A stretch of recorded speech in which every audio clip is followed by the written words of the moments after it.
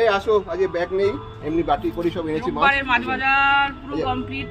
মাংসও নেই আজকে। মাংস নেই, শুধু মাছের উপরে। ঠিক আছে, দেখছি কি কি আনছে। দর্শক বন্ধুদের দেখাও। দেখছি কি কি এনেছে, তারপর দর্শক বন্ধুদের দেখাচ্ছি। প্রথম প্যাকেট থেকেই দেখো বড় তেলাপিয়া মাছ এনেছি, বিরাট বড় একটা তেলাপিয়া মাছ পিস করে এনেছি। মাথাটা এভাবে কেন পিস করলো আজকে? কেমন করে, হ্যাঁ কেমন করে পিস করেছে।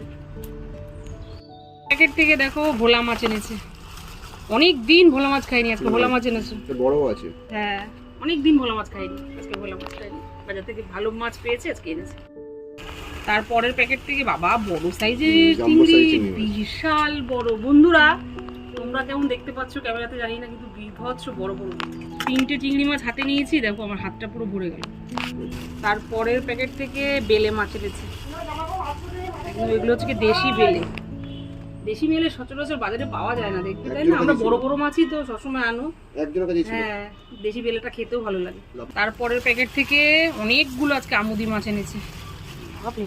আমুদি মাছের ফ্রাই খেতে ভালো লাগে, অনেকগুলো এনেছে বাবা। এর মধ্যে আবার দুটো দেখো মোরলাও দিয়ে দিয়েছে, একটা দুটো মোরলা আছে। হ্যাঁ ভালো লাগে, আমুদি মাছটা খেতে বেশ ভালো লাগে, কম দামের একটা মাছ।